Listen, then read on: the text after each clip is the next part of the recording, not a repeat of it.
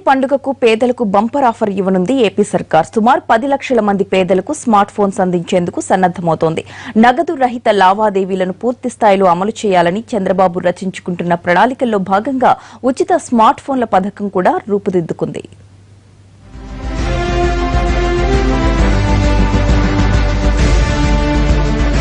పెద్ద నోట్ల రద్దు ప్రకటన తర్వాత తలెత్తిన కరెన్సీ సంక్షోభం నుంచి బయటపడడానికి తన వంతుగా ఏపీ సీఎం చంద్రబాబు విపరీతమైన కసరత్తులు చేశారు. ఇంకా చేస్తూనే ఉన్నారు. అందులో భాగంగా ఇకపై రాష్ట్రంలో నగదు రహిత లావాదేవీలను పూర్తి స్థాయిలో అమలు చేసే దిశగా ఆంధ్రప్రదేశ్ ప్రభుత్వం వడివడిగా అడుగులేస్తోంది. ఏపీ పర్స్ పేరుతో ఈ వ్యాలెట్లు ప్రవేశపెట్టడం, సుమారు 90,000కు పైగా ఈ పోస్ట్ మిషన్లను ఏపీ దిగుమతి చేయించడం వంటి వాటితో పాటు పేదలకు కూడా బ్యాంక్ అకౌంట్లు, రూపే, ఏటీఎం కార్డులు అందేలా చర్యలు తీసుకుంటున్నారు. బ్యాంకర్లతో ఎప్పటికప్పుడు భేటీలు నిర్వహిస్తున్నారు. మరోవైపు మొబైల్ ద్వారా బ్యాంకు లావాదేవీలు నిర్వహించుకునే దిశగా ప్రజల్లో అవగాహన కల్పించేందుకు ప్రణాళికలు రచిస్తున్నారు.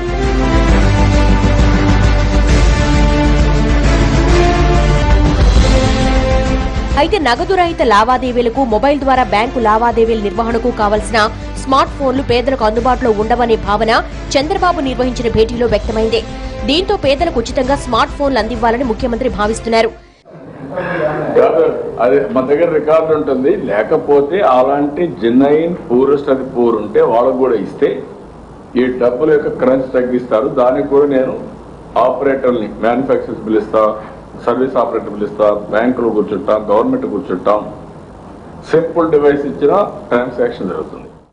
చంద్రబాబు ఆదేశాల మేరకు పేదలకు ఉచితంగా స్మార్ట్ ఫోన్లు అందించే విషయమే అధికారులు కసరత్తులు ముమ్మరం చేశారు.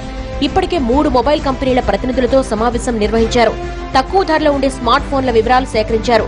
అందిన సమాచారం మేరకు బ్యాంకు లావాదేవీల నిర్వహణకు వీలుగా ఉండే స్మార్ట్ ఫోన్లను 4 నుంచి 5,000 రూపాయలకు అందించేందుకు 1-2 మొబైల్ కంపెనీలు ముందుకొచ్చినట్లు సమాచారం.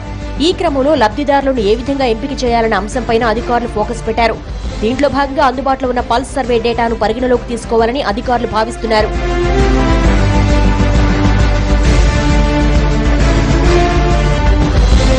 పల్స్ సర్వేలో భాగంగా ప్రజల ఆదాయ వివరాలతో పాటు స్మార్ట్ ఫోన్లు ఎవరెవరికి అందుబాటులో ఉన్నాయనే విషయాలను కూడా ఇప్పటికే సేకరించారు.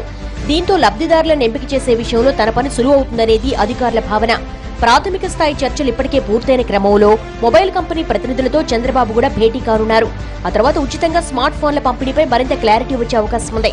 ఖచ్చితమైన సమాచారం మేరకు సంక్రాంతి పండుగ నాడు పేదలకు ఉచితంగా స్మార్ట్ ఫోన్లను పంపిణీ చేయాలని భావిస్తోంది సర్కార్.